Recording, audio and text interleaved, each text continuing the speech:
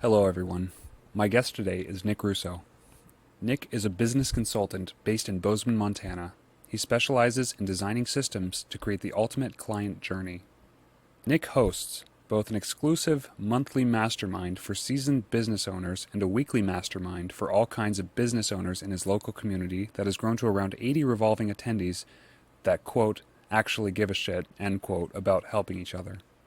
Nick is married to his high school sweetheart and is the father of a few amazing kids. He is well acquainted with Lyme disease, special needs parenting, and death. Nick and his family are freedom-loving people who love utilizing all they've gleaned from trials to help others. Nick and his wife Chelsea recently founded Dunzo, a remote executive assistant service that is helping business owners reclaim their time and get their life back. Nick has become a good friend of mine over the past year, and his wisdom and advice are sometimes challenging, but always valuable. Nick has a keen sense of intuition and offered important feedback and actionable steps for me in the early days of lifeGlass's development, which in many ways has shaped lifeGlass into what it is and the features it has today. I am personally elated to have had this conversation, and I know Nick and I are both very excited to be able to share this with you today. So without further ado, Nick Russo. Nick, thank you so much for joining us on the podcast today. Really glad to have you here. Excited to be here, man. This is awesome. This is really cool. My first podcast ever. How's your day going so far? Day's going pretty well so far. We woke up to about, I think it was like 4 inches of snow. Oh, maybe wow. a little less. Yeah, there was nothing yesterday, and got sunburnt like 2-3 days ago, and now there's 4 inches of snow. So, wow, that's crazy, man. I mean, I know last winter was definitely very, very mild by comparison. I don't think it even snowed this late in the year. I think it pretty much stopped by May. Yeah, I think so. Yeah, it hasn't snowed for a while, but yeah, it just decided to snow, and we may have another day or so of it, and then like rain throughout. But yeah, it was interesting. 4 inches. I mean, literally, it looks like winter out there. Wow. Like when I go out this morning. So yeah, it was wild. That's brutal, man. Yeah. I guess I guess that kind of leads in very much to one of the questions I wanted to ask you, though, because we talked a lot about kind of knowing what you want or what you don't want. And I think all in all, I learned that lesson very well in Montana, having this very stark contrast to having lived in the Southeast for most of my life. And so for me, I recognize that while I, love Montana and the people in it, the winters were not necessarily for me. And I guess the question I want to ask you is when did you learn this kind of lesson in life I better understand who I am through what I want as well as what I don't want. And what I don't want is even more important and more telling to what I do want. Yeah, I would say it's from one of my kind of first mentors in a sense. He was a pastor of mine growing up, and he just he thought outside of the box, and this is awesome guy. And so he always challenged me, and mostly challenged me by not giving me answers, which was great. He's one of those kind of guys that just ask questions, and he'd ask the best questions. Then I'd be like, well, so what do I do, Scott? And he's like, what do you think you should do? I was like, you're the worst, but you're the best. It was so cool to have that. And so he always challenged me, and I always basically I'd met once a month, and I had one thing I'd think about throughout the whole month with him. And I'd take away and I think about that thing over and over. And for months and months, it basically came back to me being a people pleaser. And I would always be I'm always trying to please all these other people. And why is my life a wreck? Because I'm trying to please everybody else. Right. And literally it was through ruminating on that month after month, and finally come to the realization, I can't help anybody else until I fully actually help myself. And I can't fully help myself until I stop helping everybody else or trying to help everybody else. Because I went through this dilemma of I know all the answers. Just listen to me. Why aren't you listening to me? But I was this needy, wanting, getting my value from helping somebody else kind of thing, due to whatever kind of programming and whatnot as I grew up in these situations and experiences, whatever. it was all people pleasing stuff. And it was like ruining me. It was ruining my life. It was ruining, my wife didn't enjoy who I was because I became a very judgmental person on top of that. Right. So it was through who I became that I didn't like. And I went on a desperate journey to change that. And so it came through the realization of people pleasing. And I mean, it was just years of stripping that away and realizing, man, it's way more important for me to know what I don't want. And then I actually get what I want because I have these boundaries of what I don't want. And yeah, that's why I woke up to 4 inches of snow this morning, is because I wanted this over not wanting Vegas, Right. for me, my family and all that kind of stuff. So right. Yeah, that's amazing, man. That's huge. And I think that's something that I'm still integrating, while I'm in my mid-20s. And like, I look at myself as a 25-year-old and compare myself to where I was at 20. I'm like, man, like I was just, I just was so desperate to get people to like me, and over time that's becoming so much more important because I don't rely on what's external to me to derive a sense of identity, but rather looking intrinsically and, looking at my life through this sort of internal locus of control as what's important to me and what do I actually want. And that's been a huge game changer. It's still something, I guess, over time that like I'm integrating in a way, because I still catch myself in moments of like doing something just to like placate or satisfy somebody else, as opposed to doing something because it's the best possible thing or the right thing for me to do in that moment. So that's huge. But I think also like what you touched on, like having like a mentor and a pastor who isn't willing to tell you what to do. I think that's also just so crucial in terms of like actually guiding or leading other people. I heard it really well said that like you can't follow prescriptions, as any sort of means for success. And the image that I heard was that if Steve Jobs read Steve Jobs' biography on how to be Steve Jobs and then attempted to be Steve Jobs by copying Steve Jobs' biography, he would never be Steve Jobs. He would be a mediocre version of himself at best. And so I think like in that capacity, then entrepreneurship and the path and the unfolding for our lives and who we are and who we're becoming happens so naturally, organically. It's this non-linear sort of, ragamole of circumstance, and it's just so important and crucial to be original, that by being yourself and being what you are is the only key to any sort of short or long-term success, happiness, and meaning in life. Yeah, for sure. One of that made me think of what is it? Is Steal Like an Artist? Have you heard of that? No. Any chance? Yeah, so I think it's some TEDx talk. Maybe he wrote a book. I can't remember exactly, but basically the idea was like, it was like good artists. Was it good artist copy, great artist steal kind of thing? Yeah. And I was copying everybody and everything that I thought everybody else would like, instead of stealing from people that I was like, I admire you. Let's use Steve Jobs, for instance. I admire this about Steve Jobs. I'm going to steal that and make it my own. I'm not going to copy it. I'm going to make it my own. I'm going to integrate it into me, see how it flushes out. And I'm not going to do it like Steve Jobs. I'm going to take that aspect and do it the way that Nick would do it, in that, like with that construct or whatever it is that I'm stealing from him, rather than trying to just straight up copy, because then I'm trying to be someone else rather than be me with this play on it, with this flavor on it, with the, because otherwise, again, it goes back to the people pleasing type thing of like, I'm copying so that Zane may like me. Like, nah, man, like I'm going to steal this. I'm going to make it my own. And if I don't like it anymore, I'm going to get rid of it. Be you. Like, if it doesn't serve me, then cool. Like, exactly. But if it does, like, let me integrate it. Let's keep upgrading this machine, for lack of a better word. And it's constant like trial and error. It's constant like, because how do you know what you are unless you know what's around you? Like how do you derive a sense of identity in terms of what you're not in your environment external to, So it's like, of course we have to like let these examples that I've set before us kind of inform us. But if we're going to like use it as a total blueprint, it's not going to lead to anything much more than mediocrity. And I totally found that in terms of actually in doing stand-up comedy. Like I didn't really have, like, I watched a lot of stand-up comedy, but having never done it before, I didn't really know, like, I didn't really have a sense of like what my personal voice was.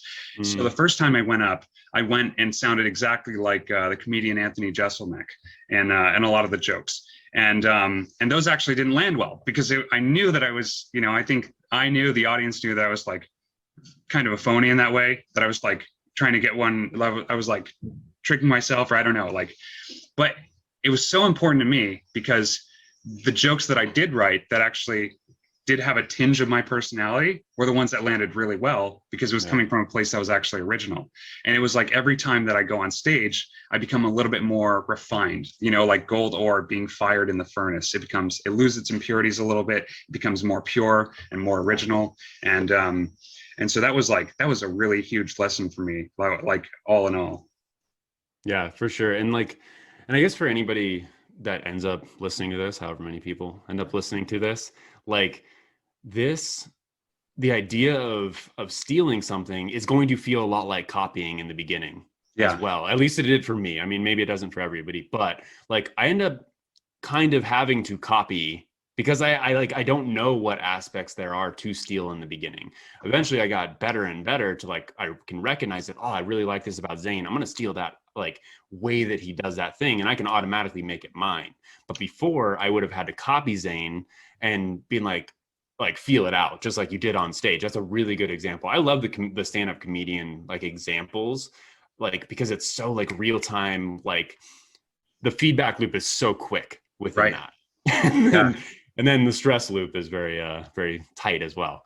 But yeah, like the feedback loop is really good there. So like when I copy this thing that Zane does or says or thinks, like I then test it out and see if I want to use it as part of my routine of life, right? Like, do I Yes. want to steal that and like use that as part of the routine? And so like that's kind of how I was with art as well. Like I wasn't really the best at creating my own originals. I was really good at copying. So then I got good at copying and then I was like, man, I can steal. So then I started stealing things and I was like, then I'm making originals at the point that I was stealing. So I Yeah. kind of started with copying and then went to stealing. So yeah, it took a long time.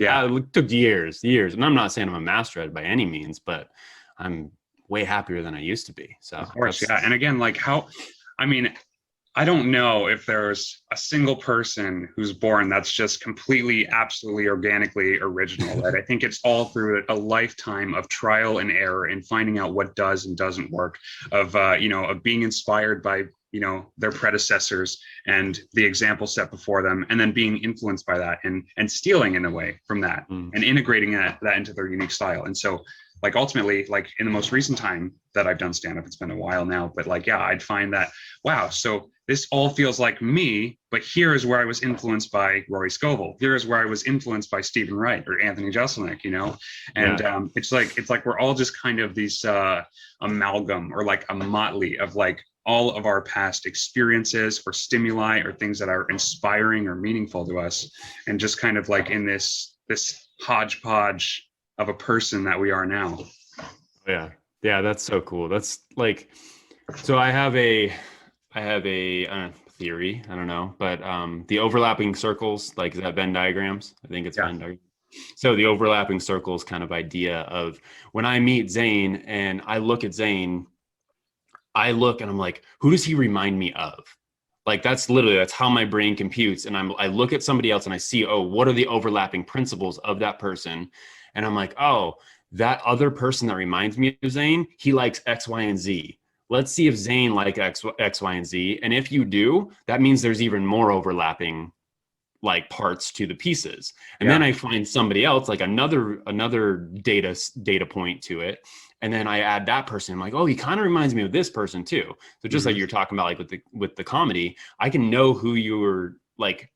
I can kind of like get a feel for your style based on the different people that I'm like, oh, you remind me of this guy and this guy and this guy. Hey, do you listen to him? And if you listen to him, there's a very good chance that you listen to this other guy, right? And so like I can make a bunch of like informed assumptions, like on your likes and your dislikes and all that kind of stuff. And I use that on like a very personal level with people as well.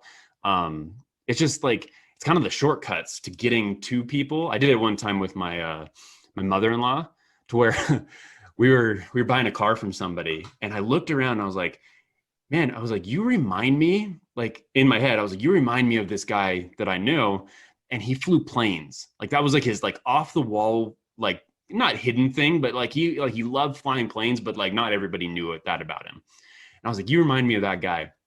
He had nothing in his house that like right or like reminded me of planes or didn't see anything of planes. And I looked at him like, do you fly planes? He's like, he looked at me like just shocked. He's like, how did you know that? I was like, just a lucky guess. I was like, you remind me of somebody else. And so like I kind of explained it to him. He's like, that was incredible. And my mother-in-law was with me and she looked at me. She thought it was the craziest. I was like, she thought I was insane. And like later in the car, she's like, how did you know that? Did you like stalk him before this? And no, I was like, I just like, I see patterns. Powerful insight. Patterns and all that.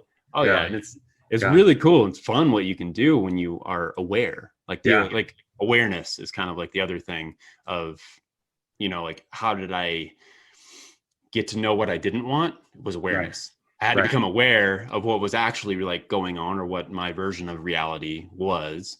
I become aware of that to be able to see what do I want to change, what do I want to keep, and all that kind of stuff. So, you know, and that brings up a really, really great quote that I love, because for a long time I'd contemplated on like, what is this sort of intuitive sense? What is this sort of like primordial feeling that I have where I know something before without actually knowing it? And I've like contemplated it, meditated on it for a long time until I heard a talk with Kevin O'Leary. He says that intuition is just experience distilled. And so like when you have this sort of knowing without knowing, it's because you're being informed by past experiences that you may have had of that thing before. And I think I found that to be incredibly powerful because, you know, and especially like as I get older, that like I'm finding that it's more and more true that the more experiences that I have, that the more that kind of like informs how I do or don't react to something. Yeah, for sure. And then I go back to the awareness piece. If you're a super aware dude, you're aware of stuff. And so like all the data points have like some reason to like connect, or you get to like throw it out of like, yeah, no, that's kind of like useless to this, to what I'm trying to work towards in a sense. Right. It's like that sorting and sifting like process is it's huge. And that's why like since I've known you, I mean, what's it been, like a year and a half ish or so? Like you've grown massively in that year and a half just because of that. Like, because you are an aware dude, every like situation has informed you, and like, it's incredible. It's so cool to watch. It's one of my favorite things to watch, like a human being, like do what you do, you know, and like be who you're being. And like, I love it. Thank you, brother. I appreciate that a lot, man. I mean, and that was huge for me, man. I mean, because it's in retrospect, like, it's so cool to see like the perfect shitstorm of like circumstances that just happened to align that like, you know, me getting fired from Yellowstone and being like a bit in debt, you know, like, or like, you know, more or less massively in debt. All my credit cards were maxed out, to like a year later of, you know, going into a mastermind and then, you know, just absolutely just having my world changed. And then going to the mastermind was kind of the circumstance that aligned that led me to be open or recognize when I had the idea for lifeGlass and then the means to act on that. And so it was cool because I think before I never would have really had the means to, yeah, I don't know, man, it's just very fortunate. And, I'm, just eternally grateful for, you know, the mastermind and for that. Dude, what's so cool about it is like, you are the mastermind. Like it is the collection of people that makes it so cool. Is like, it's you and it's all the other people that actually decide to show up. And I mean, I started it with, it's people that give a shit. People that actually want to do something and move forward and grow. It's like growth mindset type stuff. And like, it's amazing. And like, that's why like it's all mixed together. And like even though you haven't even been there physically for however long, you still have an impact on that group. And that's what's so freaking cool about it, is like the impact that everybody makes because you care. You actually really care, and you're doing something, and there's momentum behind that in like, I don't know, just like the energy around that is just incredible. It's awesome. Huge. Thank you for being a part of it. Seriously. Oh yeah, man. I think it's, you know, I think it was something that I had like kind of texted you on this very like lucid drive that I had to St. Augustine, that recognizing this sort of like perpetual, uncomfortable and just gross feeling I had when I moved back east was a result of previous external factors influencing me to be this sort of like image of what they knew me before I moved out to Montana. And it was sort of like, and this struggle was this like internal of how I view myself, or how I'm growing into this evolution of viewing myself versus being influenced by the external factors that are around me. But also just to show and demonstrate and I guess model for listeners what a great peer group looks like, what an intentional peer group looks like, and how actually crucial that is. Because I think that's something that a lot of people struggle with, where they want to change, but their external circumstances don't allow them to. And so having to, I guess, swim upstream of that, where your environment is telling you to stay the same because it's more comfortable for the people around you. And it's not their fault, and it's not malevolent by any means, but it's the crabs pulling the crab back into the pot. To model like this is that you can be intentional, and you should have friendships. And actually all of your friendships should be intentional. And you should never really look back on what was so great about all those mutual experiences you had, but look forward to what's ahead. And it's so great to have a mastermind like that, to where that is the aim, where staying the same while like not frowned upon or scorned is just like weird, and like growth happens organically and naturally without any sort of pushing, that bread dough that rests is allowed to rise. Man, you put that really well. That was very good. Yeah. And like, that's, yeah, I think you articulated something I've been feeling for a while of just, we're okay with where everybody's at. Like in our community, in the mastermind community, like we're okay with where everybody's at, but we all support and encourage everybody like in the growth. And it's like, it's what's expected, but it's not looked down upon if it takes longer than we may or may not have thought it would be for somebody else. That's what I love about this is like, it's not high pressured, like your mindset, bro, fix your mindset and everything will get better and it's got to go right. Like, I don't know, man, like, cool. Like, let's do life together and let's see what happens. And just everybody naturally wants to help each other grow and get better and do this. And, whatever better looks like for them. Right. And I mean, that doesn't necessarily always mean, go build $1 million company or go do this, or like, it looks different for like for you, it was moving, and it's like, hey, right away, it was like, hey, I got to get out of here. That's awesome, dude. Like you're leaving some really good people for a new intentional journey. Love it. We all get to celebrate that and you all get to be stoked about that. Yeah. And like, it makes me think of somebody else in the mastermind who he builds mobile saunas. And like, literally he's had like 3 hot seats, maybe 4, like since he started. And like, he has had this vision and had this goal and had this dream. Everybody has been so freaking supportive. And he just got this like fairly large deal for his first deal. And like, everybody is celebrating. I don't know if you saw that. Like, I did see that. Yeah. So Barrett, if you're listening to this, congratulations. That's huge news, man. Dude, it was incredible. It's like, it's so cool to see everybody celebrating and everybody like, love it, dude. It's amazing. It's so cool. So, and what, and I think I've written a lot about just like kind of the dichotomy between acting and stand-up, because on the surface, like it always, it's like, well, it's people performing on a stage. So how are these two possibly different? Why are there 2 different masks? And that it was something that always was very curious to me. But what I came to see and recognize was that acting kind of has you become the mold for other actors, essentially. You know what I mean? That like, if you're an actor, you want to have a strong, supple body. You want to have a voice that projects loudly. You want to kind of mold yourself to these kind of like Greek ideals of what people should look like, because acting is a lot of very like intense and extensive and very what word am I looking for? It can be very tough work. So I guess on one hand you have acting that kind of has you become more of a mold or a model for an archetype of an actor, but stand-up comedy, and this is where the plug kind of comes in.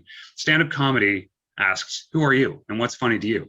And when you think about something that makes you laugh, what is that joke? And so it's a totally different lens, because stand-up comedy is like this amazing motley parade of humanity where everyone is just original. And like, if you can just go on stage and be original, then it doesn't matter how good the jokes are, because people will just, I mean, love you. And so what's great about the mastermind is like, there's not necessarily one ideal goal that everybody has, but it's recognizing what each individual wants, what's important to them based on who they are. And what I also am, recognizing as well is that like, I really am not a big fan of like contemporary slang that's coming out these days, but one of the terms that I really enjoy is the one of toxic positivity, and I think that says a lot. That said a lot about, the time that I had in, in network marketing when I was in it, where basically toxic positivity is, you can only talk about what's good. You can't ever talk about what's bad or what you're going through. Like, that is just gross. You don't want to say that, like you're just making excuses, or you need to fix your mindset, bro. But that's totally absent in the mastermind, because the true positivity is when you can examine and look at what's not going well, and, reaching out and sort of giving that support to that person, when they're struggling. Yeah, for sure. And like, literally, I mean, you grab a hot seat, you got 30 to 40 minutes of not a microscope, but like everybody's focused on hey, this thing is not exactly going perfectly right now. Yeah. Can you guys help me? Right. That's huge for somebody to like be able to step up and like, hey, can you help me? And right. Everybody steps up like just in kindness, like out of like human generosity of like, yeah, man, I like you. Let's do this. And for instance, I had a completely new guy come in, never been there before. And he's like, I'd love a hot seat. I was like, sweet, man. I was like, let's try this out then. Let's see how it goes. You've never been there before. Grab a hot seat for your first time. And he grabs a hot seat. Nobody knows him, right? Like nobody knows him, brand new to the group. And everybody is just helping him out left and right. Yeah. Like asking him these questions and this question. Hey, have you thought about this? And how about like, you guys don't know this guy at all. I was like, this is so cool. Like, yeah. It always blows me away. Blows me away. So yeah. And the perspective and the feedback that's offered is valuable, because this is business to business. This is entrepreneur to entrepreneur, So it's not like your grandma or something offering her advice, because it's like, okay, well, I'll take that for a grain of salt. I know you love me, grandma, but like, this is not very helpful for me, And so that's huge too. Yeah. Yeah. That's awesome. And like, that was one of my favorite top moments or whatever, is when somebody came in and was just like, hey, like, so I'm thinking about hiring my friend and blah, blah, blah. And everybody in the group started like shaking their head. And everybody's like, and I was like, hey, so is this a good idea for him to hire his friend? Does anybody think it's a good idea? I was like, raise your hand if you think it's a good idea. Nobody raised their hand. Raise your hand if you think it's a bad idea. Everybody raised their hand. He's like, maybe I won't hire my friend then. Right. And like having that like inside info, like business owners that have screwed it up and like ruined relationships because of it. But then where grandma would be like, oh, that would be perfect. Like, yeah, you should hire this person or like this family member, this friend or whatever. And I'm just like, with the wrong boundaries, that can be very detrimental. And hey, here's a room full of people that have probably done something similar and regret it to some degree. Oh, yeah. And it's like, hey, let me offer you offer that advice to you, and you can do with it what you want. But he dodged a bullet, I feel like, on that one. And it was the right move. It's huge. Yeah. Because when you're getting advice from other people who have battle scars, then you're going to take that a lot more seriously. When you have actual veterans who are making these mistakes and screwing things up, it's like, that's pretty important as well. Yeah. Ooh, that's a good visual, like the battle scar type thing. Cause like, I mean, the scars have stories, right? Yeah. And so it's like, hey, yeah, so this one, you see this one right here, see this scar? Like, this is how I got that. Don't go there. Don't do that. Like, man, like that's exactly, I love that. I love that picture. I think I'm gonna have to use that. Well, yeah. And I mean, I think, entrepreneurship is ultimately, and I think we've kind of touched on it a bit. It's like, if I were to say, oh, I'm doing everything that I'm doing because I want 12 Lamborghinis or something like that. Well, then I won't get there, because that's externally motivated. And then ultimately recognizing and doing the work and grinding and recognizing that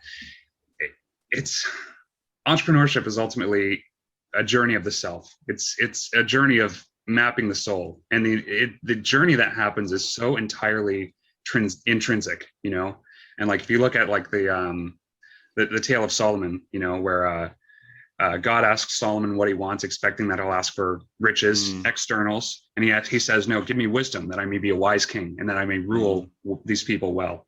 And then God gives him riches because he didn't want it. It was a proxy. It was a byproduct, really. Seek first wisdom. Yes. Wisdom. All else follows. And I mean, one of my pretty regular morning routines is I read a book of Proverbs, like every morning. Like if it's the first, I read Proverbs 1. If it's the second, I read Proverbs 2. Like just as a constant reminder of wisdom. Like I was probably, I don't even know, I was like 12 or 13, maybe even a little younger. And I remember like reading Proverbs. I don't remember if it was recommended to me or not, but I was reading it and I was like, I want that. I want what Solomon has. Like, I want wisdom. And I've sought it ever since. And I feel like it's never done me wrong to seek wisdom. Absolutely. Has it hurt along the way? Absolutely. Has it caused, devastation and heartache? Absolutely. But it's always put me in a better place on the back end of it. Absolutely. I think, I've been on a similar path as well in that capacity, and I recognized, like, especially being a broke college student going into an acting school, I'm like, okay, well, I could very well be broke the rest of my life, but I could also be very happy with just what I have and just recognize that everything outside of me right now and my life up to this point is complete and full. And I don't need to be chasing forever, but I can be happy and I can have peace and joy right now. And so that was the aim. Powerful. Yeah. But then recognizing also that, like, I don't know, that this sort of search for wisdom can yield external results or whatever but again, like as a byproduct, as a result of not chasing that directly. Mm-hmm. Yeah. Whenever I've flipped it, it doesn't go as well. When I'm seeking the riches over the wisdom, the wisdom first is pretty much always served me right. And I have a saying I say pretty often is game recognizes game, right? And it's like literally the first conversation I had with you over the phone, I was like, this dude's got it. He's seeking something bigger, seeking some type of wisdom, seeking intentionality, seeking, like, you just feel it. Like you can feel that kind of stuff. And that's who I want to be around. That's the community I want to build and like pour into and give to and show the light of like, hey, this way is better. Yes. If you want to go the other way, go for it. But this way tastes really good. Come this way. So yes.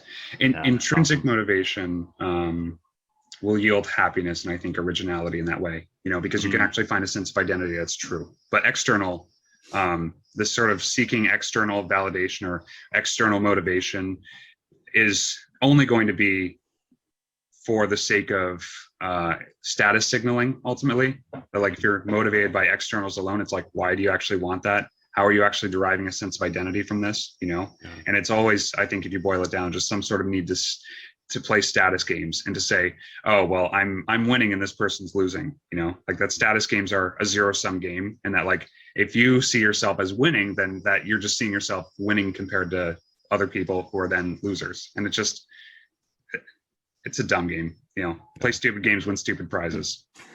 Agree, sir.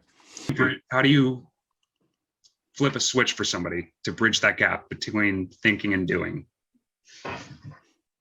So there would be two different approaches and it would depend on the person is how I would look at it. So approach number one for me would go into, why do you want it?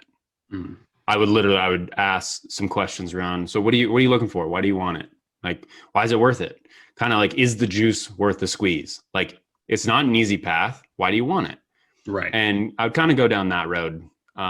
With some people, I'd say almost most people, but some people. Yeah. The other path I would go is kind of the logical approach of, cool, so what are you trying to accomplish? Awesome. What's the first step you need to take to get closer to that? Because there is a progression, not always linear. Like we need to plot it out linear at first, but like there is a progression. Cool. What's the first small step that you can take? Awesome. Do that thing, then come back and we'll talk about the next step. And literally, like, that's, I mean, I've done that with, multiple people, and the ones that stick around, guess what? They're the ones that do something. Right. And they come back and they're like, all right, what's next? Awesome. Right. And so, and if you can't even do that small step, then you got some other things that you need to kind of work through or work in or whatever. Like, and granted, there's a lot of fear wrapped around stuff. There's a lot of value stuff, like of, am I worth it? Like, there's a ton of shit wrapped around all of it, of why somebody won't do something. So I don't necessarily like discredit somebody for not doing something, but that's kind of why I would go to, why do you want it? Because then I can hopefully unveil something else of like, oh, okay, cool. So you can probably have that thing that you want right now, for the most part, like the thing you're lacking, the validation that you want or whatever, have it right now, and then pursue the entrepreneurial thing anyway, because it's cool, awesome, and fun. It's going to it's going to blow your mind of what you thought life was. Life isn't, and it's going to be better. So like, that's kind of how I would go with somebody that was stuck, like really mentally, but somebody that was stuck like procedurally, like it would literally be like, hey, take the first step. It's like floss one tooth a night kind of thing. Step in the gym for, just go step in the gym and stand there for 5 minutes. That's goal number one. It's the baby step types thing. It's like, really, you're only going to floss one tooth. You're going to keep flossing and do it. Like, it's the starting phase. So it's like, what's the smallest thing that somebody can do to actually start? And it has to be something, for me, it has to be something more tangible rather than, I'll go with the mental masturbation piece of like, it feels really good, but it doesn't really it doesn't really impregnate any kind of forward movement. Right. Okay. So it's like, and people use reading for that in a sense. And like, here, I'll give you a good example. This dude in India, I helped him a couple years ago, and I was talking with him like, what's up, dude? Like, what do you need help with? Cause he's like, help me. I'm like, sweet. What do you need help with? We're on Zoom, like literally dirt floor, like poor India. And he's like, I want to make it. I want to support my family. And I was like, sweet. So what's stopping you? And he's like, I don't know. He keeps talking circles, all these things. And he's like, oh, I read in this book and blah, blah, blah, blah, blah, blah, and lists off all this stuff. And I read in this book and blah, blah, blah, blah, blah. And like, this dude knew a lot. Yeah. A lot. And he's still like, he hadn't made any money yet, in a sense, because he's from India and he's poor and he doesn't deserve and whatever it was. Right. And so he knew all of this stuff. And I like looked at him, I stopped and I'm like, dude, you know more than most people that have extremely successful businesses. Knowledge is not not what you're lacking in. You're lacking in experience. What is the one thing that you can do right now? Because I'm telling you, you have all of the knowledge that you need to like be quote unquote successful and move forward in this path that you want. And by the way, you may find out that you may not want that path. So we need to start walking down the path to find out that you don't want it. So that's step number one, man. I was like, go and get it. Start in this path and go do it. You can do it. And then I gave him a couple pointers of like where to look and what to do. The dude did it. That was 3 years ago now. I mean, this dude is building like multi-million-dollar like marketing funnels for some of the top people in the field now. And I'm just like, he was nobody. Yeah. He was a nobody. And he was so stuck. I mean, for like, probably years. Like this dude had like years of knowledge that he had never acted on. And I was like, and he was looking at me like I was something like awesome and crazy. And I was like, dude, I just do it.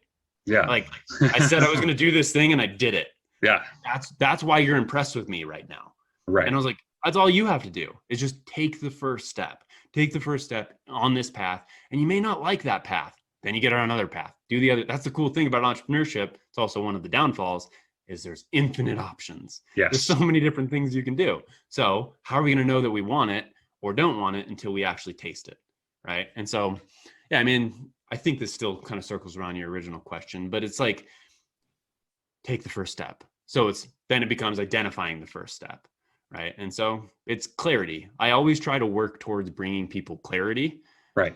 And the clearer they can be, the less stress they have. Of course. Right. And then the less stress they have, the easier it is to make that forward movement. And then generally it's like, hey, do it soon. You're kind of hyped right now and you're like, yeah, I'm feeling good. Like this feels awesome. Go do it like soon, like right now. Right. Like go post that post or send that text or make that call because you're feeling good, And like anytime I sit on something And then like, I'm like, like the energy's kind of down again. Like, no, like right now, like let's keep it going. And so Yeah. it's those baby steps, the micro steps in a sense, are very helpful. Right. Yeah. I mean, you can't necessarily like feelings are very useful, like in the sense of like intuition. I mean, is Mhm. incredibly useful and it informs you. But at the same time, if you're relying on your emotions to make decisions, then that's an entirely different animal in its own, and it's incredibly problematic. Oh yeah. Oh yeah. That and emotions, man, they trip you up quite often. And But so like yes. until you have enough data to like realize like, oh, well, that's valid enough. Mhm. That emotion, like, yeah, like the whole like tiger in the bush kind of like feeling like, okay, cool. Yeah, last time I acted on that, I kind of got hurt. I got mauled by a tiger. Yeah. But maybe this time, maybe I won't.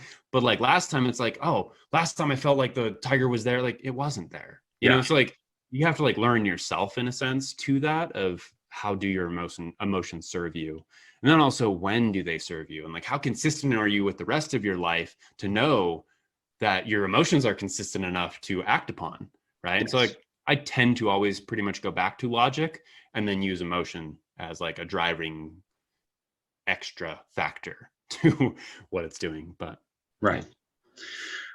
Yeah. I mean, I mean, I guess, yeah, it's really getting those battle scars and then knowing like, well, we're not going that again. And we're not going to go down this way. The tiger's down this way. I recently had an experience or recognized that I had an experience where I bought like $15 worth of Dogecoin last May. Mhm. It was like 0.003 cents or something like that. I mean, it was like a third of a penny.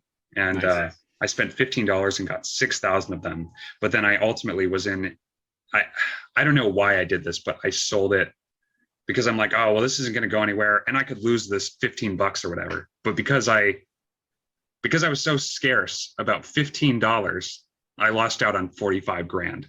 That hurts. That stings pretty deep.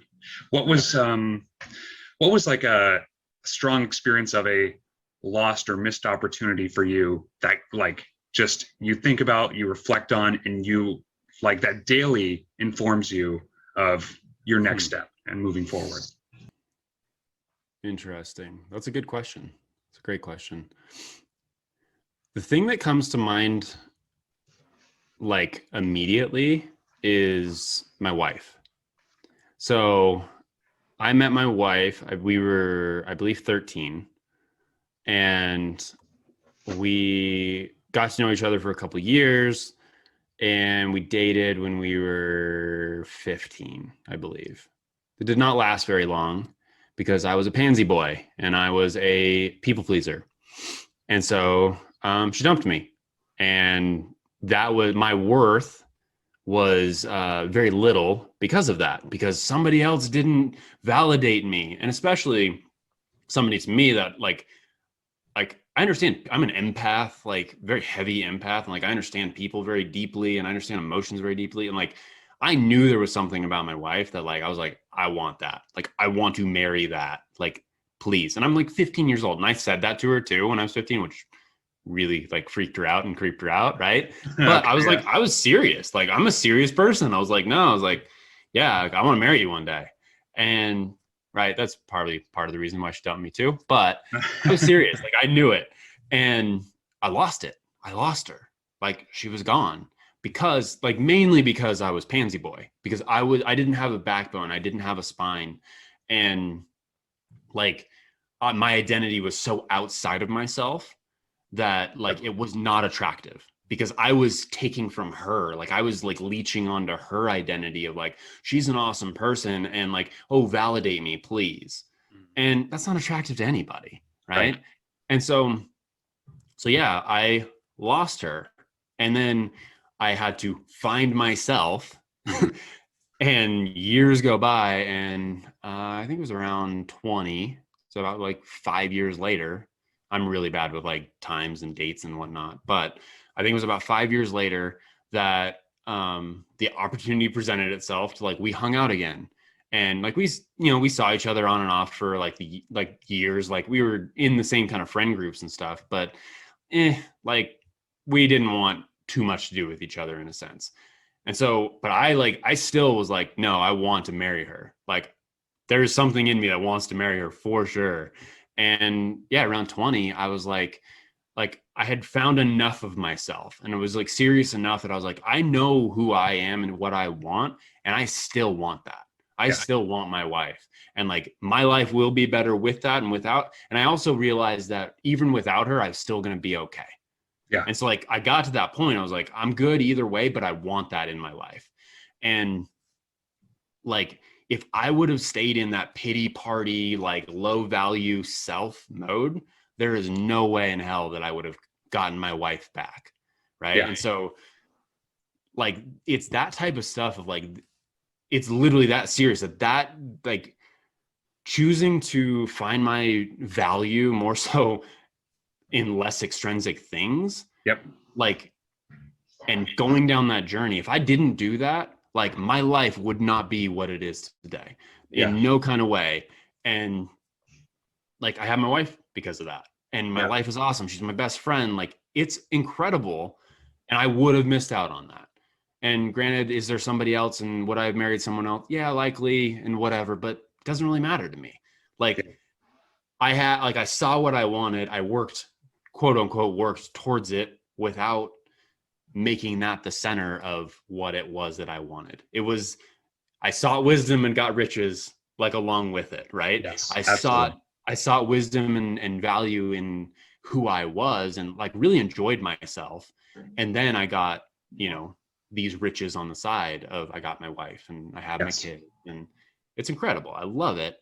And this actually brings me up to I think of my radio got stolen in my car.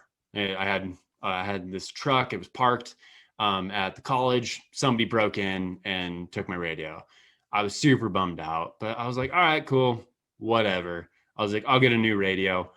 And I was driving in silence for the first time in like forever. And I was like, I like this. Like, this is really uncomfortable, but I like this. And then I started like hearing my own thoughts. And so I started learning myself even more. And I was like, I like this, but this is awful. Let's keep going. And I literally, I don't even remember how long it took me to actually replace the stereo. And then even when I did, I still didn't listen to music. Like Wow. like that from that moment on, I kind of stopped listening to music in like a taking way of like, oh, I need to go to music as my drug kind of thing. Like, cause like Yep. that's kind of what I used to do. And like after that, like music became a tool rather Yeah. than like something that like was a Elevating drug as opposed basically. to being a need. Yeah. Yeah. And so in that, I found myself and like I got to be my best friend because Yeah. I was like, oh, I was like that shitty thing that I was thinking about. Like, I don't want that anymore. That Uh-huh. doesn't serve me. Let's stop that. And I like these things. Like, let's go towards that. Let's do that. It allowed me to like play again, to like Yeah. be in my own sandbox and build what I wanted to build. And like I like rediscovered kind of like that power, that like kid creative power. Like I watched my little boy like just create things out of thin air. I'm like, I get to do that as an adult. Like we lose that like sense, I feel like most of us do. Right. And I got to regain that through kind of the silence and through and all of that, like all of those things literally, I believe came from the pain of like that breakup with my wife when we were 15 years old or whatever. And it drove me down into a hole and then helped me like see like, man, like no, like stop. Like your value is not in others. Years. This is a years journey, Yep. but your value is not in the like in the external stuff. And so not it doesn't that doesn't haunt me, but it definitely it like it has become part of so deep and like a part of me that try and live so intentionally. And I had tried like all my relationships are so intentional. And like if they don't serve me in those ways, like I try and bend distance from Yep. those. Like so yeah, so like that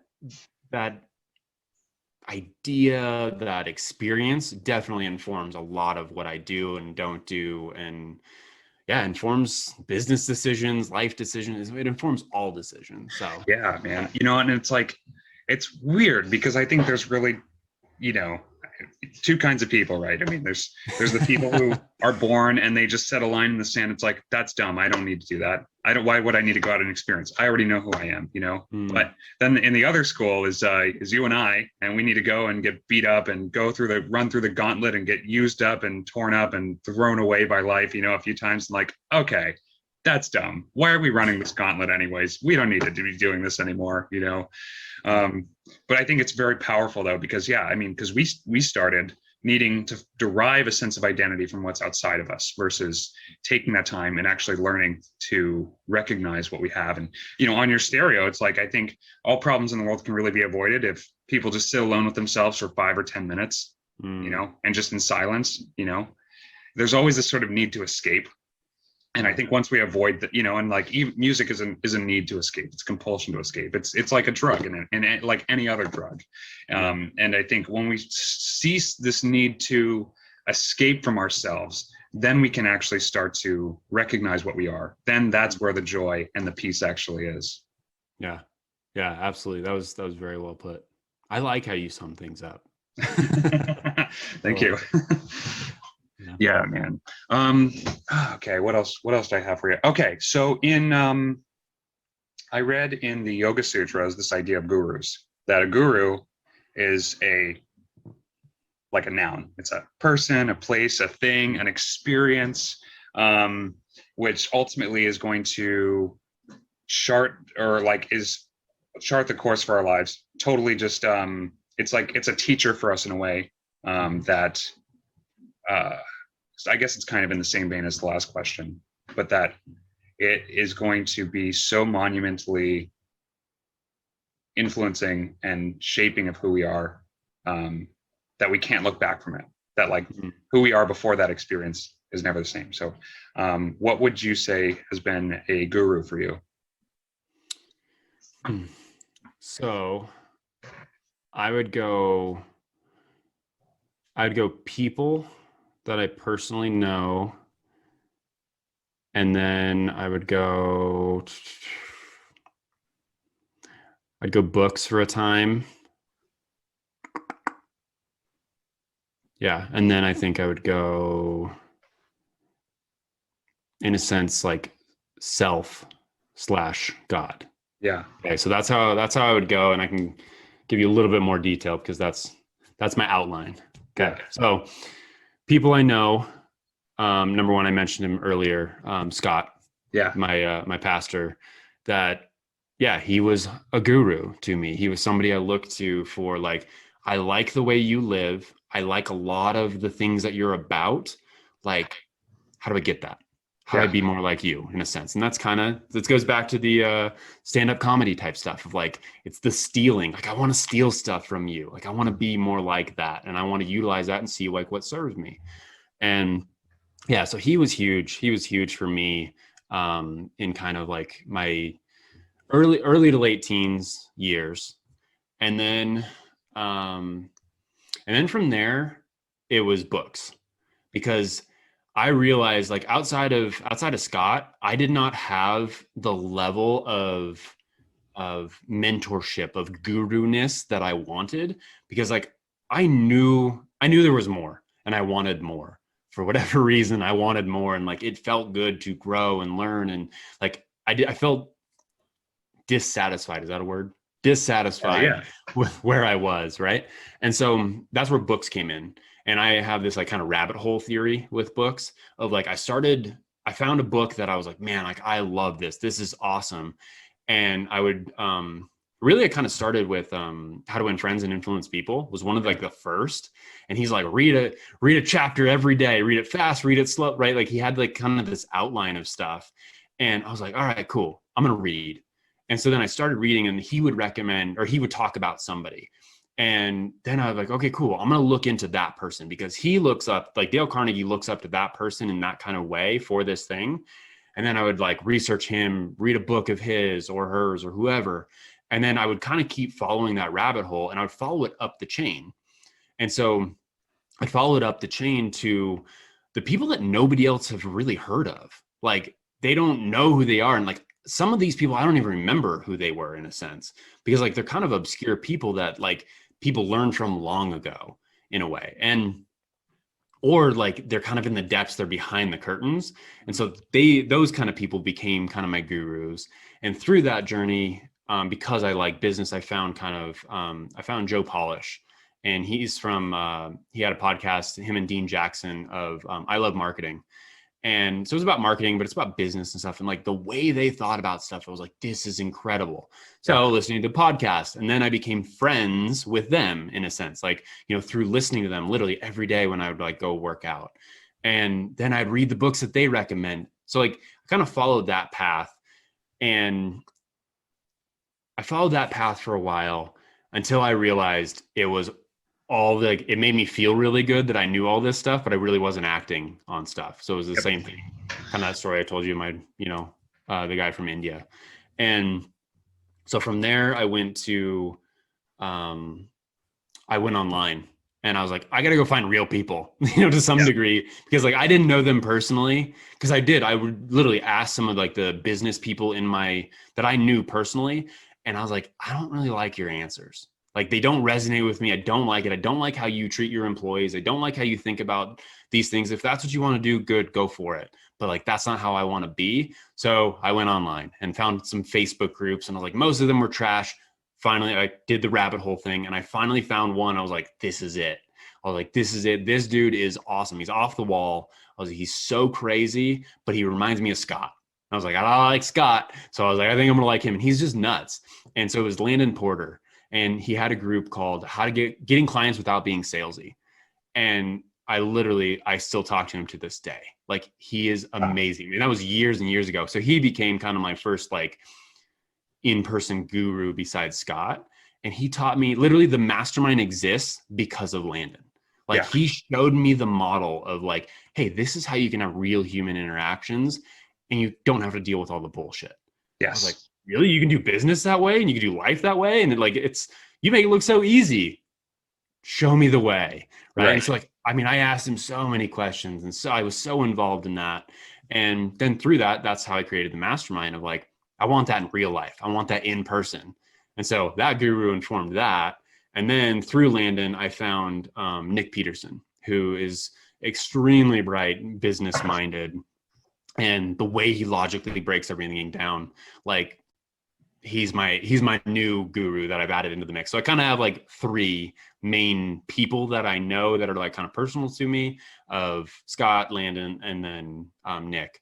And they all kind of inform different parts of my life, but all inform the same thing as well. Right. It's all along the same vein, but all like the different parts. So you steal but don't copy. Yeah. So I steal from all of them and I use it all the time. And like, you are a partial byproduct of Landon and Nick. Yeah. Because of the mastermind. You know what I mean? Like, it's that ripple effect type thing. And like, then through that, you get to go out and you spread your message and you help the people you help on the impact. I'm like, it's incredible. It's so cool. It's all in the great web of life and people, man. It's pretty cool to experience that too. Yeah. When you can actually make somebody's day better, like because you're asking them questions and you're actually like willing to offer them advice that's pertinent to them or their particular situation. It's like, that's such an amazing feeling, man. Like that's a worthy cause to do for the rest of my life, Yeah. Yeah. And all three of those guys, that's what they do, is they ask questions. They're amazing at asking questions, and they get to what the actual like, oh, well, like, hey, that's the issue. Or they don't give you the answer to it and you have to ruminate on it. It's like one of the two. And it's just like, that's an incredible gift. I want that. Like, I want to be able to provide that for others as well. And so why not learn from the people that I, admire? And how do you feel about mentors then as a whole? Because I've kind of come a long way on like how I see and view mentors. And I felt like, particularly with like network marketing, if someone like comes to you and says, here, let me mentor you and show you how to be successful. It's like, wait a second, there's something a little bit like covertly insidious or hostile about this, or that feels a little bit like kind of weird in a way. Why do you care? Or why is this important to you? And I've come to see like, people like you are, just very influential on me, and very helpful and useful without sort of this needing or compulsion to sell me something, or I don't know. Like, I feel like with mentors or this idea, there's just like this it goes back to the idea of what do I call it? The missionary and the mercenary, where the missionary is someone who does we've talked about before, who's someone who does something for the sake of benevolence, for the sake of helping other people. Like it's like the salesman who wants to actually help you solve a problem, and is it in the long term more successful. And then there's the mercenary who just wants to get a quick buck off of you, and ultimately just succeeds in the short term but fails in the long term. I guess that's kind of a lot, but can you distill a question out of that? Yeah, absolutely. So that made me think of something. I can't remember the exact quote, but I think I can get the idea of it. Is so many people want to be coaches and mentors and consultants, and right, like they want to be the guy making the shots and calling the shots, and like, oh, you do this, and like I know better than you, kind of thing. That's distilled down, but that's generally kind of what I feel from the industry. And with that, one of the questions that doesn't have to be answered, but one of the questions that's very helpful to be answered when you go that direction is, do you actually want to be helpful, or do you want to appear as if you are being helpful? Right. Because those are two very different things, and they're not exactly, one may come with the other, but they're not exactly, like, it's not a guarantee that you're going to be recognized as being helpful. Right. If you're actually truly being helpful. Right. And so like there are two different approaches to it. And that's kind of the thing is like with Scott, right? Like he taught me very early. I'm like, you didn't give me an answer. You weren't actually helpful. Right. Like that's how, like in my like logical, normal brain, like that's how I was feeling. I'm like, that is the best thing that he could have ever done for me. But he did it knowing that I may walk away and be like, dude, you're the most unhelpful person in the world. Like, screw you. Yeah. Right. Because he could have been helpful and given me the answers. And then I could have been like, man, like Scott is amazing. He gave me all the answers. Like, no, the dude taught me how to fish. Yeah. Like, he taught me how to fish and like was willing to be looked at in a sense as the idiot of like, dude, he didn't give me answers. He actually wasn't helpful.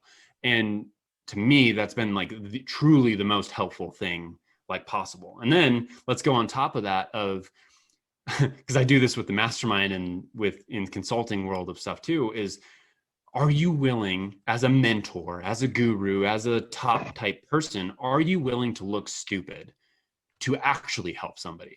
I will ask stupid questions. I will ask and go down and be not act ignorant, but I will be ignorant to something so that you can like find your answer in your own way, because like through my ignorance and through my stupid question and through the like whatever it is, like I may know the answer right away, but that's my answer.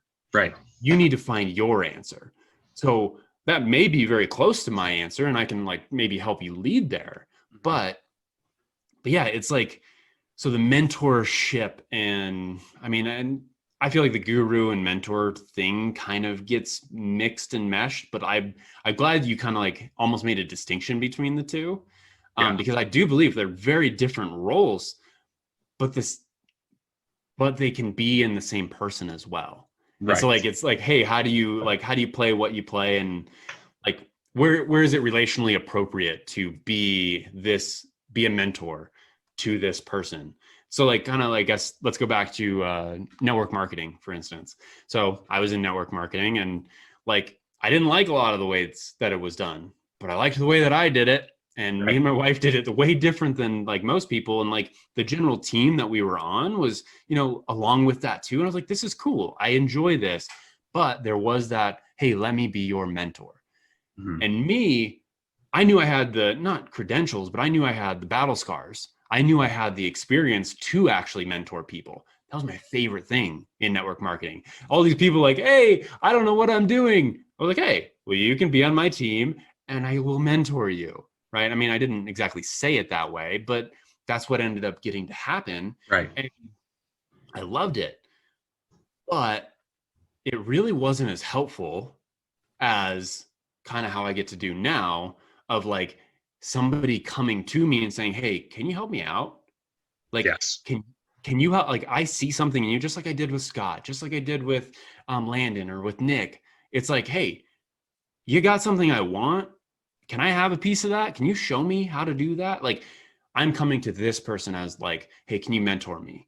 Can you do this? Like, in whether it's a small way or a large way of we meet weekly and we do this thing, like whatever it is. It could be literally like a once a year thing, or it could be, a monthly, weekly type thing. And so I just had somebody yesterday, and I was literally, it's funny. I was talking to my wife. I was like, hey, I think like I want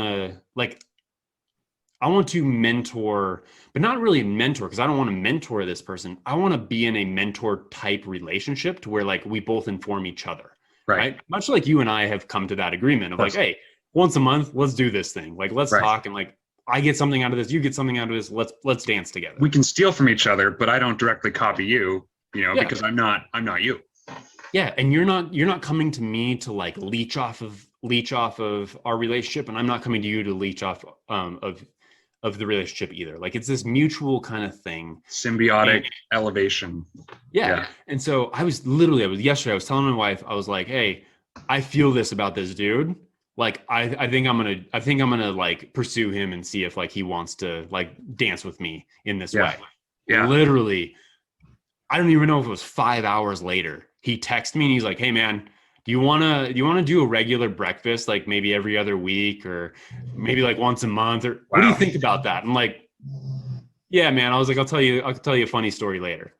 I was like, it's incredible. It's incredible how that happens, because my value is not derived from like leeching people of like, oh, I need value from you. And so I'm like, when I'm just like, cool, I would be cool either way. If that dude was like, hey, you know what? Like, I'm not in the place and time to like do that. I don't really want to do that. I don't even respect what you say. Yeah. Awesome. Sounds good. Right. I have filters put in place to where like the people around me, we all respect what each other say anyway. So I've kind of already filtered out most of that. But yeah, going to the mentorship thing, I don't know. Like, I want people to come to me. Like, in that relationship, I want to go to other people in that relationship, not a, hey, can I mentor you, little boy? Like, I feel like I've had some people do that in my life, and I'm just like, it feels gross. It does. I don't really like it. And I may learn stuff, but Now, having said that though, there sometimes are times where it's like, hey, that person has such like a low like value, like they look at themselves in such like a low way that it may be appropriate to be like, hey man, let's talk. Like, let's go grab lunch. Let's do this thing in kind of like this mentorship way. But yeah, there's a fine line. I've thought about that recently, like literally yesterday, and it was in the network marketing context because I was thinking of mentorship. So like, that's really interesting. We're having this conversation. Yeah. The proof of the pudding's in the eating, right? And so it's like, if you're around somebody who posits themselves as a teacher, it's like, well, okay, why is this person saying they need to be my teacher? What is it they actually want? How are they qualified to quote unquote teach me, and like, why is it so important to them? Because also they want to establish the frame. I'm the teacher, you're the student, you learn from me. And it's like, and that's why it feels like very gross. But like, and it's like when we can teach each other and learn from each other and like continually just elevate and uplift one another with what we've been through, what we're experiencing, what's going on with us. Like that's totally different. Yeah. Well, that's interesting. One of the main reasons I got into consulting was to learn from other people. Yeah. That's literally what I did. I was like, I want to be around some really cool people. I want to learn from some really cool people. And I have some like very useful frameworks that can be very profitable and free up a lot of your time. So I have something valuable, but I want to learn from them too. And so like, hey, cool. Let me be around you. Let me get to ask any question I want to ask about your business. And I get to learn how you do it and why you think that way and why that's working for you. And then I get to apply that to other people and help other people. It's like, it's so cool to like, it's the curiosity thing. Right. Yeah, it's just like being desperately curious. And yeah, I don't know. It's approaching mentorship in that way has less of a curiosity thing and more of a, let me teach you something. Right. Kind of feel to it. So yeah, like I need to keep thinking on that, but yeah, that's so good. I think what makes you magnetic is that you can come to people or people can come to you, and you don't pretend to be this sort of expert. Shunryu Suzuki says that in the beginner's mind, there are infinite possibilities, but in the expert's mind, there are very few. Because if you're an expert, quote unquote, you're so locked into your mode of doing things that like you are totally blind to the possibilities of what could be. But like if you're just brand new to like a job or a work environment or a business or something, it's like the chart, the course that you chart is totally your own. I mean, you don't have a frame of reference for how things operate. And so anything is equally possible. That's why I think kids can be very imaginative, because they don't look at a chair and see a chair. They don't look at a box and just see a box. They can see a castle in a box, or a spaceship or whatever else. They don't necessarily, I mean, they see the gaps, that we don't see, because we can be very firm that we're experts on what a box is, that a box is a box, as opposed to being a big beginner. And it's like, no, this is actually a rocket ship. Yeah, that's so good. Yeah, I for a time I was talking around always being a white belt, always having like the mindset of a white belt. Yeah. And you walk in, you're like, I don't know what I'm doing here. Like, teach me, like, help me. Like, always walking into a scenario, like I don't walk into a business like on like meeting one, be like, I got this all figured out. I know what's up. I know what's down. Like, you're doing this wrong. Like, no, like I'm a white belt. Teach me. Like, Yes. How does your stuff work? Let me gather all the data so I can understand, like, oh, okay, cool. Well, I'm still unclear here. So we need to gain clarity here, but I have this clarity. I'm going to give you this, work through this. And then we can take It all informs the thing rather than me walking in like, this is exactly step number one, exactly step number two, and life doesn't really work that way. Right. Businesses definitely don't work that way either, because guess what? They're part of your life and they are full of people. It's not computers. So yeah, that's really good. Because we're all learning how to navigate this thing called life, right? And we think that we can hold on to anything. If we can hold on to this one concept or this one idea, this one way of doing things, then we'll be okay. And ultimately, we just have to trust that's like where our lives are, a jump off of a precipice, and we're all falling, and nothing you cling to is going to help you as you continue to make that descent down, But that's so freeing, right? You can just enjoy the free fall of life. And I think like if you say, oh, this is the way we definitively do things, it's like, well, then life is going to meet you immediately with a way in which that contradicts you and says, oh, you think you're so smart, you think you're an expert, huh? Well, then you're going to have that fundamental assumption totally shifted if you're open to that changing, I guess. Yeah. Well, you're going to hit that wall whether you like it or not, but realizing that you hit the wall and why you hit it, that's where the magic's at. It goes back to that awareness kind of piece of it. Is like, ooh, smashed into that really hard. Yeah. Like, I'm going to blame all these other people for why I smashed. Yeah. Like, no. Like, that was you. Why'd you do it? Like, what happened? And maybe we can not do that next time, because that really hurt. And there's a lot of collateral damage to it. So. Right.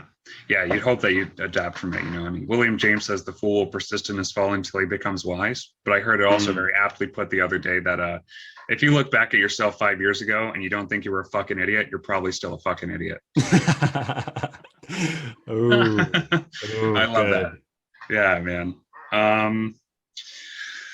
Okay. What do you, I mean, obviously we've talked a lot about external versus intrinsic motivation. But for the sake of this hypothetical, we'll just entertain it. What do you want said of you at your eulogy?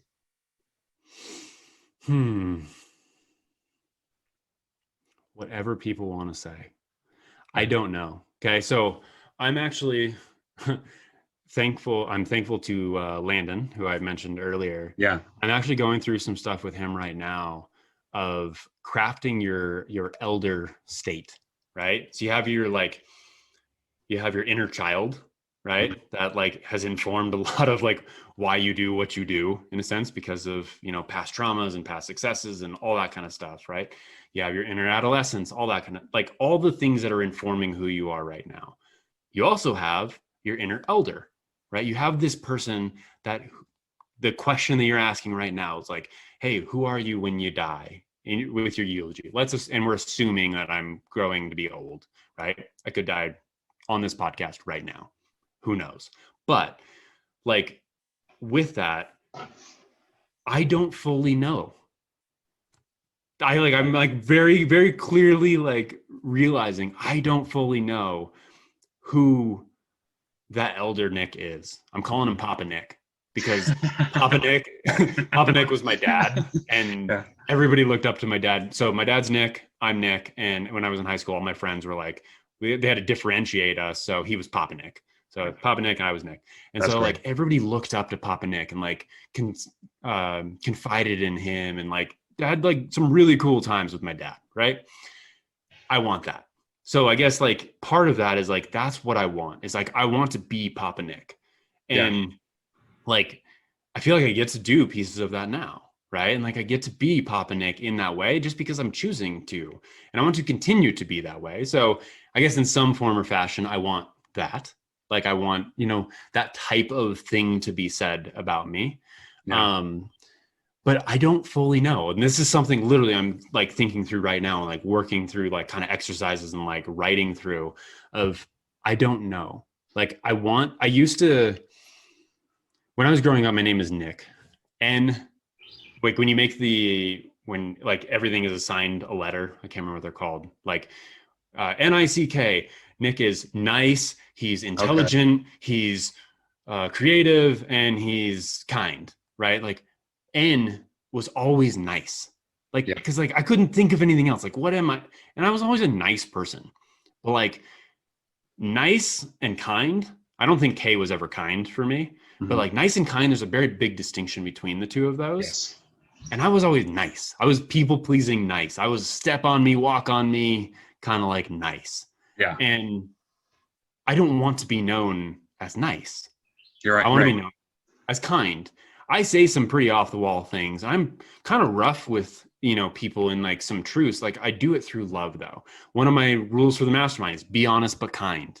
Yes. Right. It's being honest, but do it in kindness. Right. And kindness doesn't look like being pansy and not having backbone.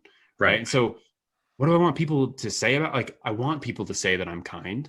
Like I want people to hopefully have viewed me as helpful, hopefully viewed me as like impacted their life to some degree, that like it was, their life is better for having me been in it than not been in it. Yeah. You know, like that's kind of the general, I know that's kind of like a cookie cutter answer to some degree, but I really believe that. Like, I really want that. Now the specifics around that, not exactly sure yet. And that's what, like, I'm excited to go like craft that for myself of like, cool, what is that I'm going to like, that I'm going to be working towards in those ways. Absolutely. And, so I'll catch you in a couple months and I'll have that a little bit clearer. Okay.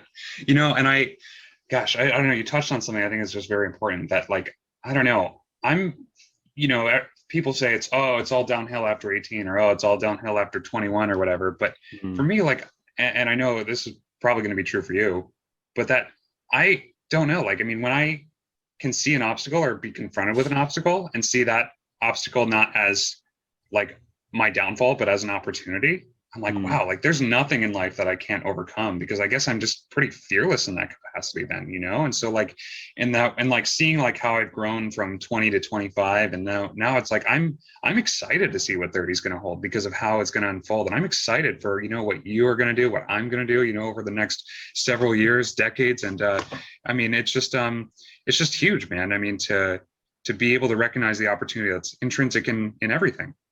Yeah, no, for sure. For sure. And like getting to do it with people like you, right? It's like another saying that we kind of say all the time is a rising tide raises all ships. Yes. Right. And like we get to raise our tides together, and we both get to rise together into whatever that is. And literally, I mean, you and I are like, hey, let's talk every month. We literally get to do that every month and get to have like, that's incredible to me. That's what I want in my life. Yeah.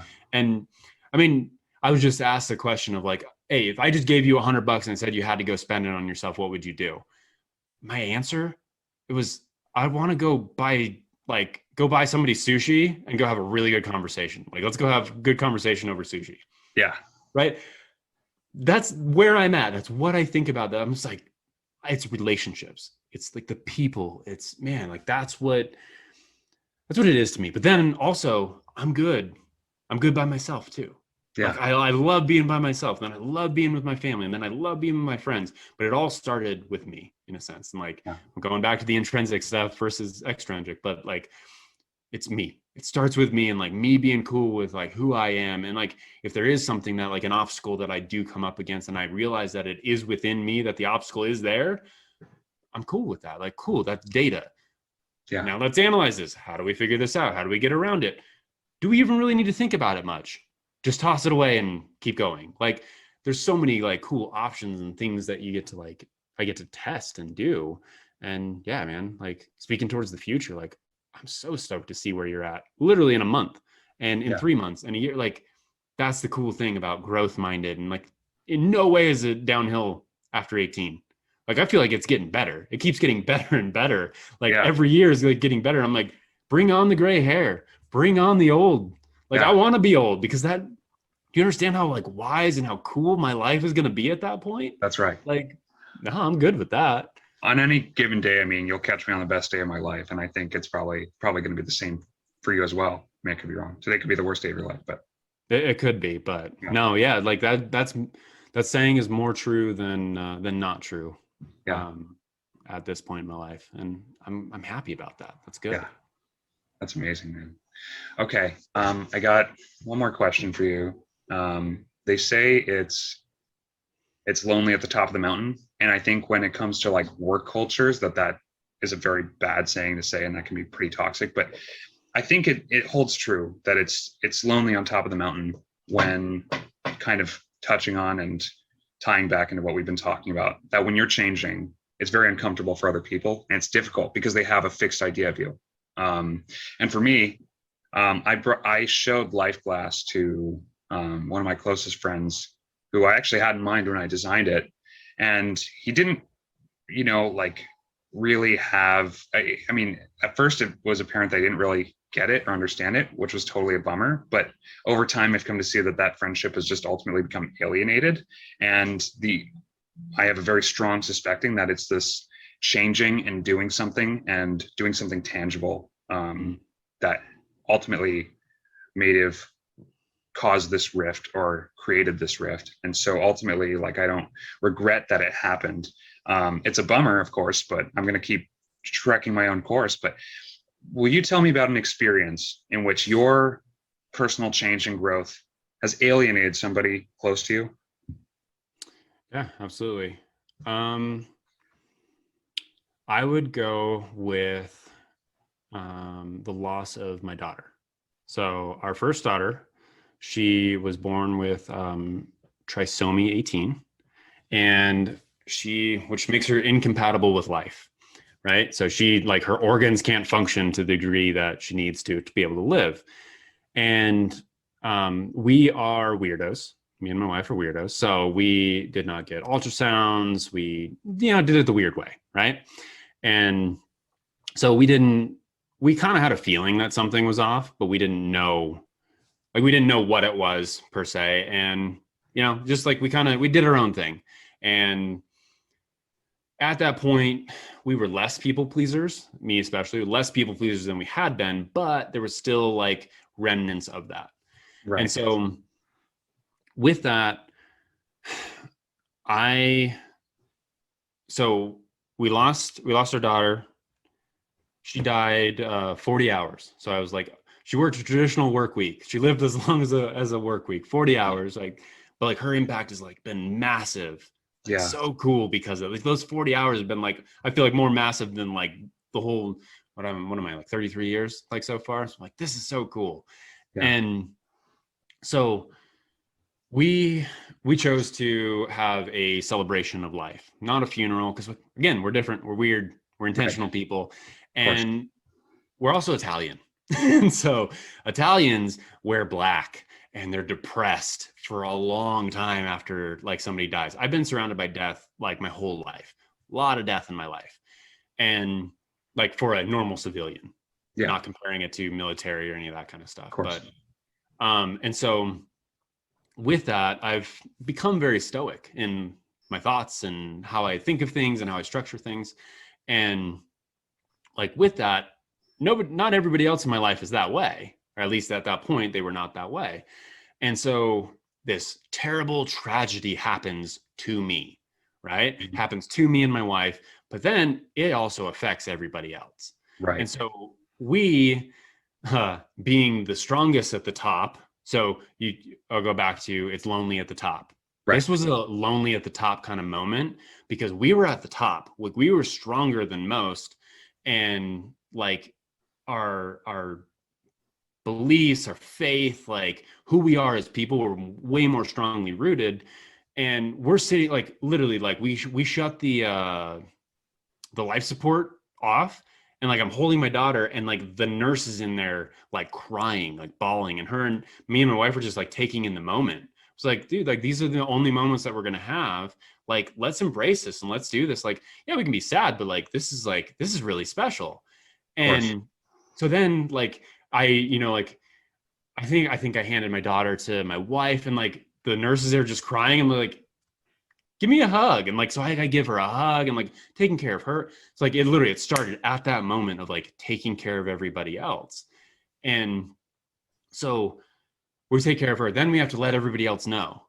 And so then we have to like take care of everybody else. And like, everybody has their own vision of like, they want us to be like fine and better. And like, oh, like it's everything's going to be okay. Like, oh, it'll go back to normal soon. And like say some really off the wall things. Yeah. Because they don't know what's up. Like people generally don't know how to say, Right. know Those what to say. dialogues Like, are hard to navigate for sure. And yeah. And so I mean, no major fault to them, but it is also their life. And so they do have some fault, I guess. Right. But it's like, yeah, cool. Like I get it. And so that started a process of weeding out people. We lost a lot of people in our life because of that situation, because we weren't willing to feel sorry for ourselves. They didn't accept your response. And that made it very uncomfortable for other people. Wow. Very uncomfortable, to where like they would say some really weird stuff, because in relationships, typically we have to have some kind of equalization. Yeah. Right. There has to be we at least have to understand the power structure, or we have to some degree understand and agree upon the power structure. And then we have to agree upon how the relationship works between that power structure, right. Whether it's like one above the other, we're equals, whatever it looks like. Yep. And in that, like we were equals to all of our peers in those ways, but we were like, no, man, like we're good in thinking of it this way and doing it this way and all this kind of stuff. Oh, but yeah, no, it'll be better. Like, no, we're good. Like, it's good. Okay. Like, yeah. Are you good? Like, do you need to talk? And that was very uncomfortable for a lot of people. And then they continued to not ask questions. They wanted to prescribe like solutions rather than ask questions and get to know me and my wife and what it feels like and what's going on and whatever it looks like. So guess who got to be there? Scott and his wife. And they got to ask questions, and we got to, so like, I got to have, like that piece to it of like, I got to be taken care of in that way, but everybody else like was acting like they needed to be taken care of. Yeah, exactly. And we were like, cool, we're good. And so we started distancing more and more. And like, it happened naturally, but it also was very intentional. When an event happens, or a quote unquote tragedy, people immediately reaction is how does this affect me? You know, I mean, it's human nature, I think, in a way, to be like, how am I involved in this? And I think your response in that situation was an example of being kind but not nice, where by that I mean, like, nice expects you to abide by propriety, and it's motivated by something external, status or signaling or something like that. But you're kind. I mean, you're proactive, seeing that this is the event that occurred and we accept it, and it's okay. And, we can allow this to happen. I mean, this has happened, and this is just the way that it has unfolded. And we have to just take that for what it is. Yeah. But I mean, people expect you to, mourn and, be groveling at the grave and just totally, that makes a lot of sense. I mean, that's unfortunate, but also fortunate in that way that you can, I guess, start rooting out the people that are not adding or elevating or, Oh yeah, absolutely. And so here's another layer that I haven't thought about, but is during our pregnancy, I say our pregnancy, I guess it's my pregnancy too, but it's funny. During my wife's pregnancy, we would always say to people, like, when they're just like, oh, like making plans for the baby, in a sense, right? Right. Like, oh, like, I wonder what, and we didn't know if it was a boy or girl, like definitively, but like, we knew it was a girl. Like, we're just like, in a sense, my wife was on a walk and she was just like hanging out with God in a sense. And like, God's like, it's a girl. Yeah. And she's like, it's a girl. And I was like, I get it. I feel that too. Like, it's a girl. And it was a girl. And Yeah. so we would literally tell people like, yeah, so, you know, our girl, like blah, blah, blah. And like, they'd kind of be uncomfortable with that because we didn't get an ultrasound, like how confident we were in that. But then also we would say like, yeah, if we're allowed to keep her, like if we can keep her, we're not guaranteed. Like there is no guarantee to this. And like, we didn't know anything at that point, like when we were Wow. saying those things. Yeah. But literally it was like, you know, like I can make my plans, absolutely, but they're not guaranteed. I'm not promised tomorrow. And my baby is not promised to be born healthy, not promised to be born healthy enough to live. Not like there's so many things. And that makes it very, very uncomfortable, the reality to people. And like, that's where I love lifeGlass in the sense of like, it's a mirror of the mirror of mortality. Like, I think that's how what I would put it to you one time. But like, it literally, like, I look at it and I'm like, it's ticking away. Your life is ticking away and you are not promised the next second. You're not promised the next day, month, year, whatever. And so in having a baby, I mean, we've had 3 children, right? And every single time the story has been the same from ours is like, yeah, if we get to keep them, like we're enjoying every moment right now that we get to, like, you see them like growing in the belly, dude, like getting big, like that's incredible. Right. But like, I'm not promised to have like this child go to college and become a doctor and like all these like weird, crazy, like plans and stuff that we make. Yeah. And that might be the intention. Like my intention is not for my kids to be a doctor, by the way. If they want to, cool. But right, of course. Saying that. That's just the archetypal job that every parent has to have for their has to want for their kids, right?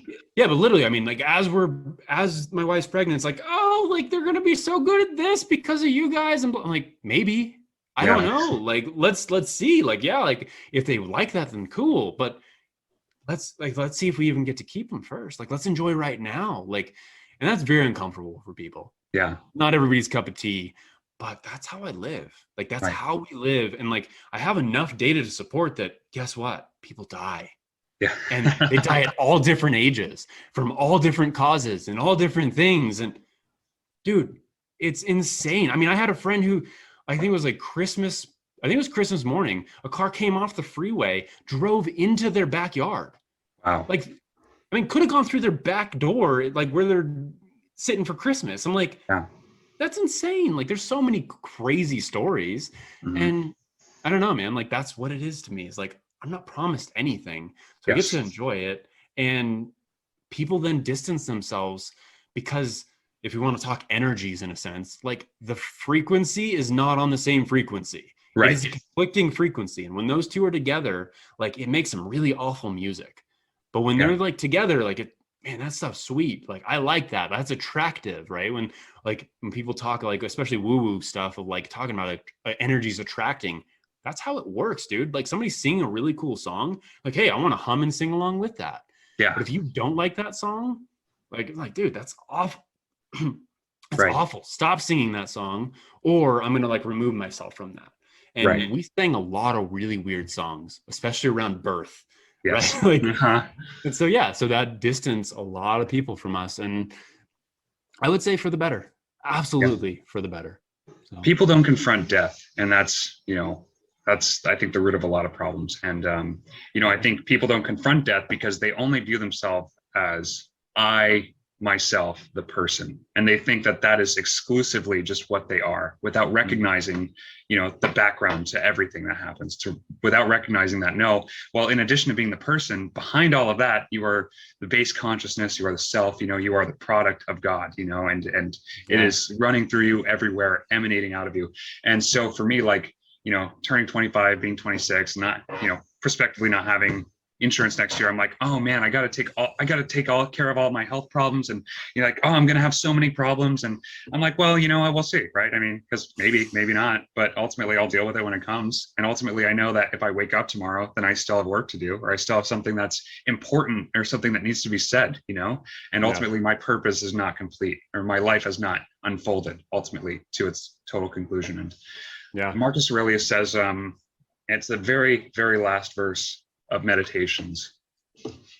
And it's along the lines of, and I'm going to butcher it and paraphrase it, but say that like you are a member of the state, and then in parentheses, the world. Say you're a member of the world, and the praetor or God calls you onto the great stage of life and tells you to act.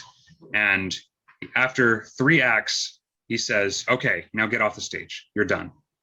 And then you try and protest and say, oh, but I did not get my whole 5 acts. I only got 3. But in life, he concludes, in life, sometimes all you get are the 3 acts. And those 3 acts is the totality and of the play. And when you have this sort of finality to your life, that's the whole thing. There was nothing left that needed to happen. There was nothing left for you to do. That was it, start to finish, and that's where it naturally began, concluded, and ended. And he says like that which brought you into this world is that force which will also bring you out of it, and that which brought you into it is satisfied with bringing you out of it as well. And recognizing that, man, that it's like, I don't know, like I just like knowing that and living with that relationship, I just feel weightless, I just feel like I'm just so free and alive, and that I can actually participate in life and drink coffee and actually just like enjoy it, or walk down the street or wear a hat. It's like, it's cool, man. Life's great. It's really cool. Yeah, I feel like, that's the thing, is you can't fully appreciate life unless you understand and appreciate death. Right. If you understand it's there. Yes. Like it's there and it's real and it's a thing and it happens to everybody. Yes. Everybody. It's guaranteed. Right. And so like, then you can like, I can appreciate this conversation that we're having right now. Yeah. I'm just like, do you understand all of the things that needed to happen for us to have this conversation? Just literally even all the things that need to happen for us to speak.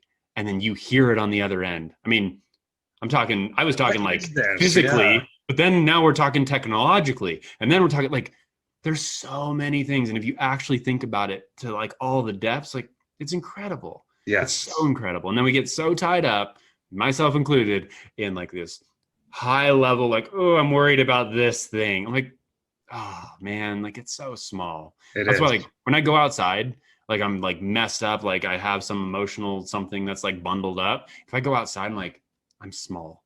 Okay, cool. Like, all right, my problem's really not that big actually. Like, it's the appreciation of the present.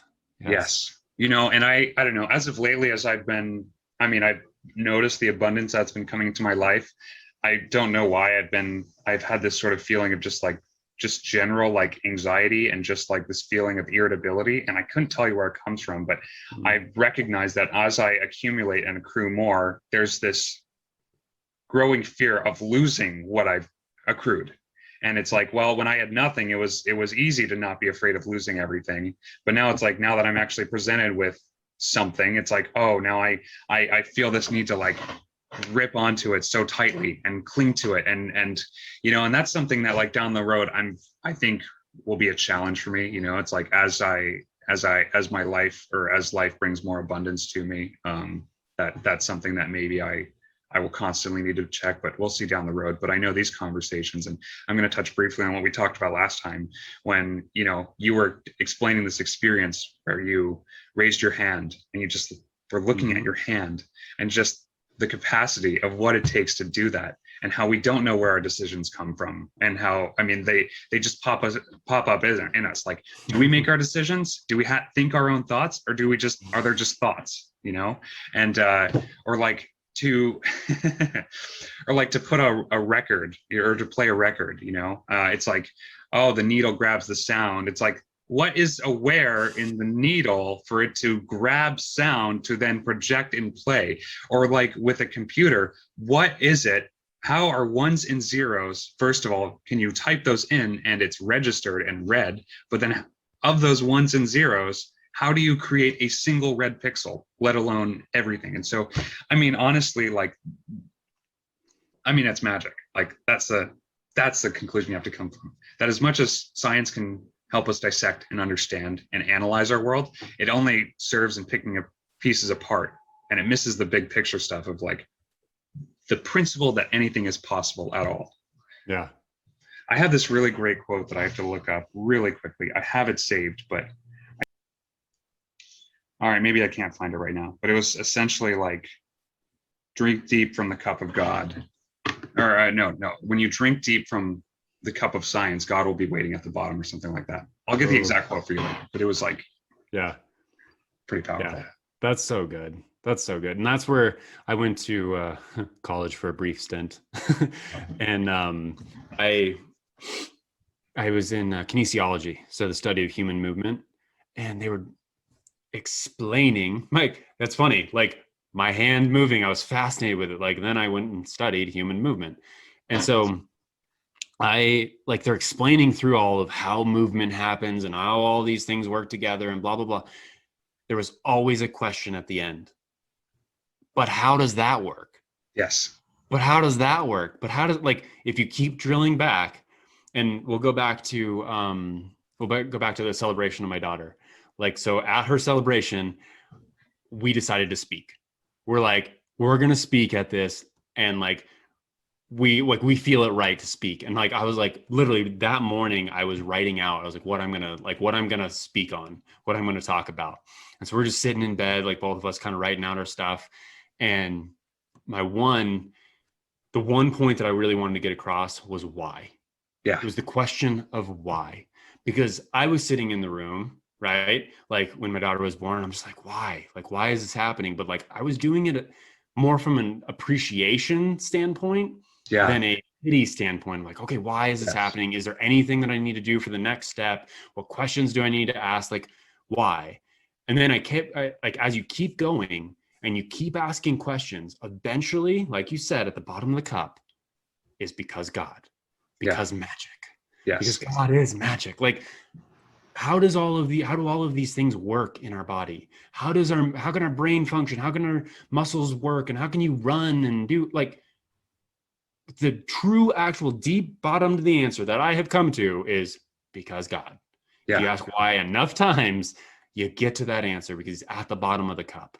That's a really good quote. I'm going to definitely steal that one. I'll find the exact one for you, because I mean, the way that it was worded was, it definitely, oh man, it really hits hard. Yeah. Oh, I think so good. And like, I lived in this paradigm for a while where, like, I don't know, like I saw, and this was like in middle school, high school, I don't know. I think like kids were just saying they were atheists to like be edgy or something. But I'm like, I found myself one year just like exploring that assumption to its totality, because I always wanted to believe in like divinity. And it was it's totally different, like where it doesn't even require like belief for me now today as an adult, but back then, like, it like required me to like do the inquiry and like really kind of figure it out and learn and investigate and really dig deep. But I explored the conclusion of, okay, well, I die and then I just sleep forever, and then I cease to be forever.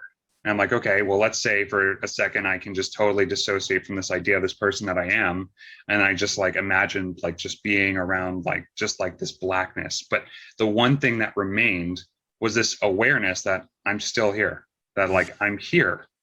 I'm like, how does that work? How can you simply just be without this sort of consciousness, this awareness of being I am, of being this? And so it's like, it's just impossible, especially, okay, two more fundamental things or questions that I have to ask. It's like, okay, well, in the beginning, there's nothing at all, which then becomes everything. Like you would think that it's easier just for there to be nothing at all to begin with, like less effort, less energy, right?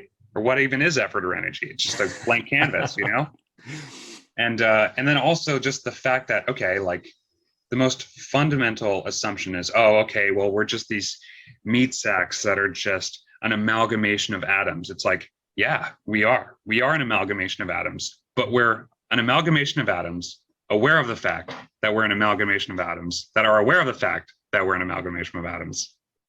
Like that, and if everything else is made up of these atoms as well, then that is the most empirical, deductive syllogism that I can think of to prove that we are the universe, conscious, aware of itself, examining itself, that we're like each just a focal point through which we take in and drink deep from this great big cup of life.